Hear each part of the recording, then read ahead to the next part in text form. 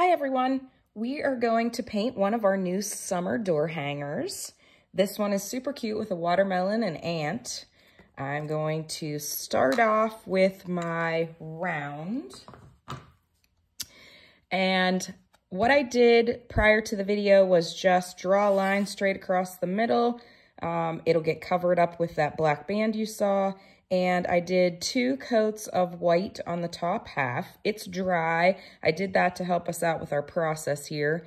I'm going to paint the bottom here in just a second, but while it's dry, I'm going to flip it over and put the hanging mechanism. So I'm going to find my top center, make sure that I have it straight. And we include one of these in your kit. And I am just going to put super glue on the back of it. I use the bottled glue in our workshops just because it is quick and easy for our workshop participants. I put more glue on my hanger than I ever do on all my pieces. I'm going to put this up at the top of my piece, about an inch or so down. It will securely fasten there. We want to make sure that super glue is generous as it is holding up your piece. And then you can decide how long you want this to be. Do you want that to be short where you don't see much of the twine? You can pull it out so that you see more of the twine and just give it a tie underneath here. And you can always change it later if you choose. So you would normally do that at the end. I'm doing it at the beginning just because my front is dry and I can demonstrate that. So I have my round painted top half white. As I showed you at the beginning, your black stripe's gonna cover that over. I just moved it down a little bit, made myself a line, okay? I'm gonna paint the bottom half with the hot pink for starters. As long as we can get them, we're trying to include some of these inexpensive paint rollers in your kit. We also have swapped up some of our wood. Your kit will probably have this thicker round. So you are going to want to paint the side of it. You can do that with the Capri or you could do it with the lime. I just happen to have this in my hand, so that's what we're going with. Because these rounds are cut on the CNC machine, not the laser, so you do see them having a raw edge. I'm just painting on my layer of hot pink. I don't have to get 100% close up to that line. It is going to be covered. So it doesn't matter that it's a perfect straight line across there. I'm just getting my pink on here. The pink covers real well. So you really only need 1 coat of the pink. You probably are going to do 2 coats of your white, okay? So then the next thing I'm going to do is I'm going to continue. This is still wet. I'm going to take my foam brush. I've demonstrated this many times. I like to hold the foam brush and put my pointer finger on the top of it and use the one opposite side only for my paint. I do not brush. I bounce up and down.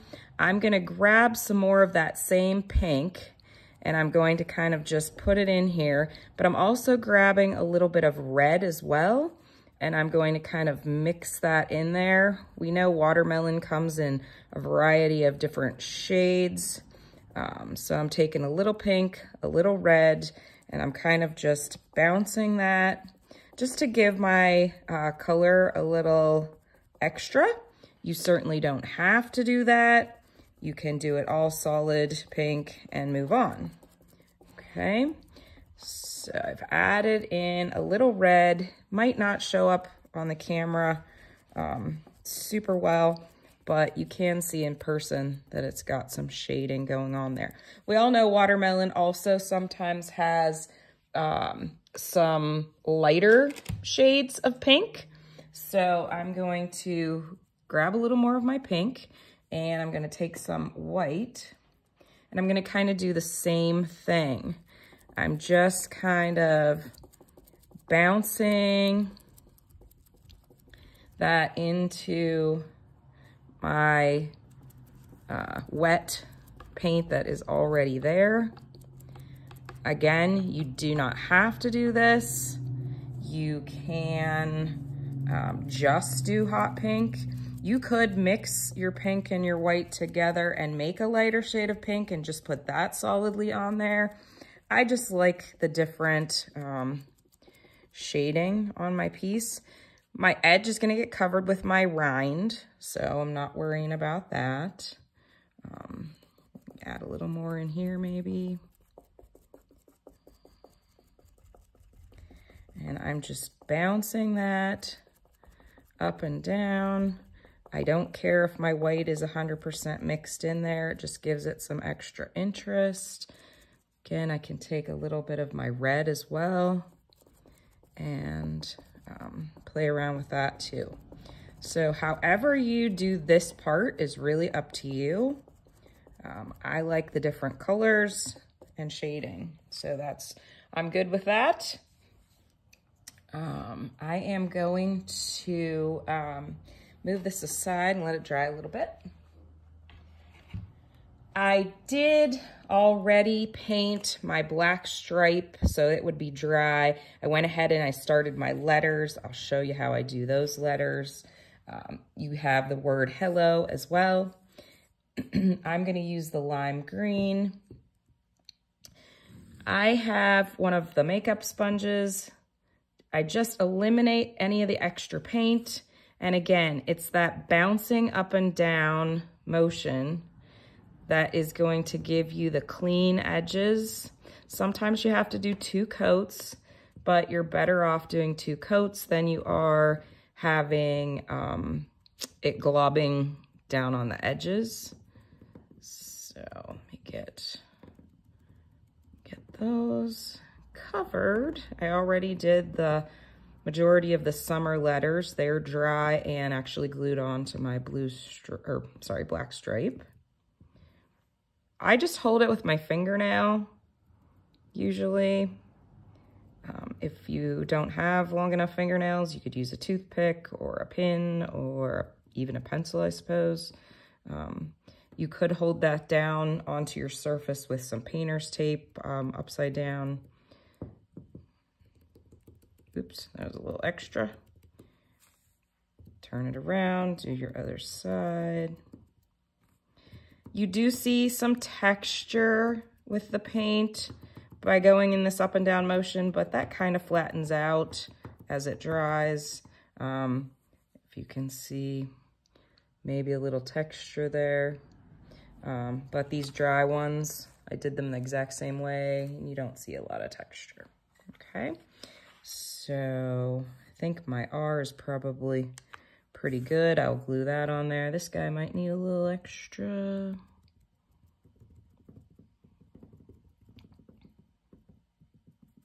I have done the same thing with black paint on my ant and on my seeds.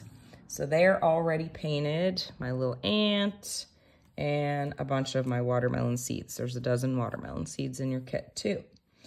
Okay, so we'll let this dry. I did already put a coat of green onto my rind. I like to paint wet on wet, so even though this was dry, I'm gonna add a little bit of my lime on here just to help me with some blending. You don't have to do this. And then I'm gonna grab some darker green here. Again, same thing. I've wiped off the majority of it. I use the same sponge.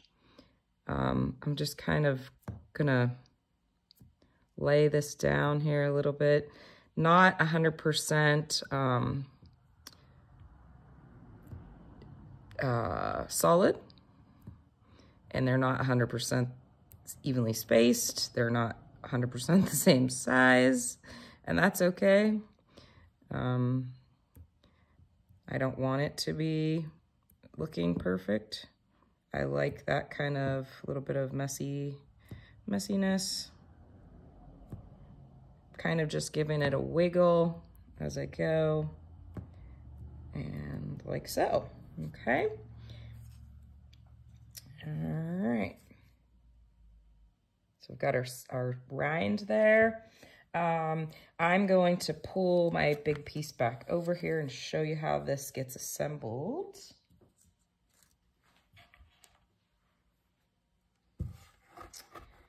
So this will be going into the middle. This guy will be going down here, and they kind of just line up and match each other.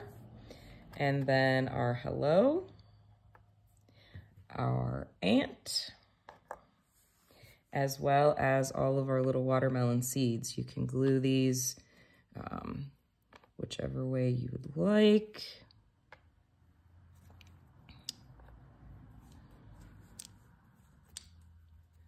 Just kind of here, there, whichever way you would like them.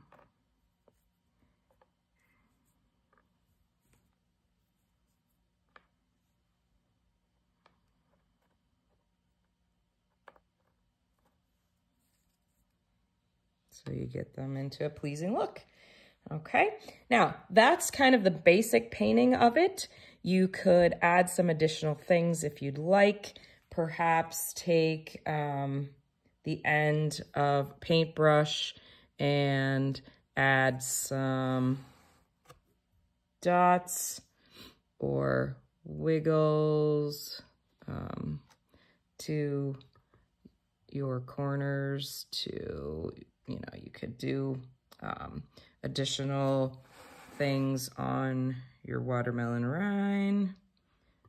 I'm just kind of dotting this up a little bit.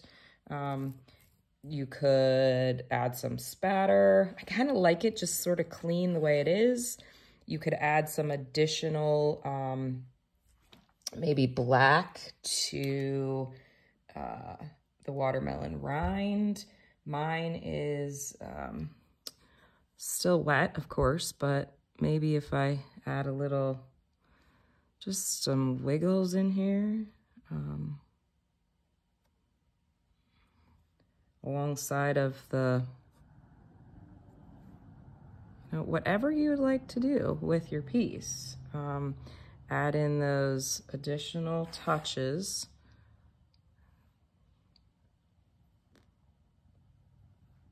And sometimes you need to wait till it's dry. Sometimes I like to do it when it's wet and it blends together. All I'm doing is just taking a little paint on my brush and wiggling it on the one side. Yeah, lots of fun things that you can do to add your own personality to this project. So we are ready for summer. Spring needs to get here and stay though. So hope you like this one. Thank you.